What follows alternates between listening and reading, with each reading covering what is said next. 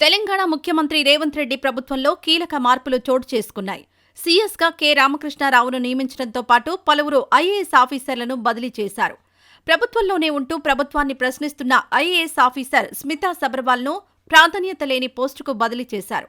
అలాగే miss world పోటీల నిర్వహణ బాధ్యతల నుంచి కూడా స్మితాను తప్పించారు. ప్రస్తుత సీఎస్గా ఉన్న శాంతకుమారి ఏప్రిల్ 30న పదవీ విరమణ చేయనున్నారు. ఆ తర్వాత మే 1 నుంచి రామకృష్ణారావు బాధ్యతలు తీసుకోనున్నారు. ఈ నేపథ్యంలో 20 మంది ఐఏఎస్లను బదిలీ చేయడం వెనుక మతలబుందని విశ్లేషకులంటున్నారు. హెచ్సీయూ భూముల విషయంలో ప్రభుత్వం చేస్తోంది తప్పు అనేలా ఓ పోస్ట్ను షేర్ చేశారు స్మితా సబర్వాల్. దానిపై ఆమెకు పోలీసులు నోటీసులు కూడా జారీ చేశారు. దానికి సరైన సమాధానం చెప్పకపోవడంతో ప్రభుత్వానికి కోపం వచ్చింది. ప్రభుత్వ విధానాలను ప్రజలకు చెప్పాల్సింది పోయి ప్రతిపక్ష పార్టీల ప్రభుత్వాన్ని నిలదీస్తూ భావ ప్రకటన స్వేచ్ఛ అంటే పాలనా యంత్రాంగం ఎలా ముందుకు పోతుందని రేవంత్ రెడ్డి భావించి ఉంటాడని విశ్లేషకులు అంటున్నారు. అంతేకాదు సీఎంఓలో కూడా మార్పుల గురించి పలు ఆరోపణలు వస్తున్నాయి.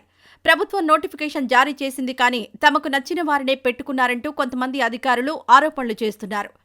ఇదిలా ఉంటే కొంతమంది ప్రభుత్వ అధికారుల వలన ప్రభుత్వం తీసుకునే కీలక నిర్ణయాలు ముందుగానే లీక్ అవుతున్నట్లు ప్రభుత్వం భావిస్తోంది.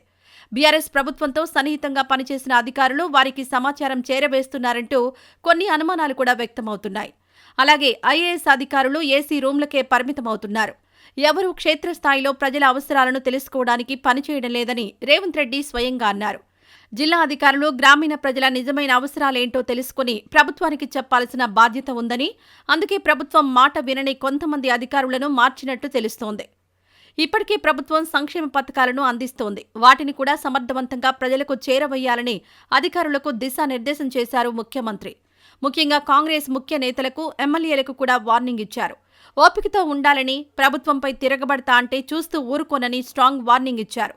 కేసీఆర్ చేసిన విధ్వంసాన్ని ఇప్పుడిప్పుడే ఓ దారిలో పెడుతున్నామని, ఇకపై ప్రజలకు అన్ని పథకాలు అందుతాయని అంటున్నారు. దీని వెనుక రేవంత్ రెడ్డి అభద్రతా భావం కనిపిస్తుందని విశ్లేషకులు అంటున్నారు. బీఆర్ఎస్ రజతోత్సవ సభలో కేసీఆర్ ప్రసంగం రేవంత్ రెడ్డికి మింగుడు పడ్డం లేదని అంటున్నారు. ఎక్కడా ప్రభుత్వంపై దురుసుగా మాట్లాడకుండా రేవంత్ రెడ్డి పేరు రాకుండా చెప్పాల్సినవన్నీ చెప్పారు. కర్ర విరక్కుండా పామును చంపినట్లు ఉన్న ఆయన మాటలకు ఏ కౌంటర్ ఇవ్వాలో తెలియని రేవంత్ రెడ్డి డిఫెన్స్లో పడిపోయారంటూ విశ్లేషకులు అంటున్నారు.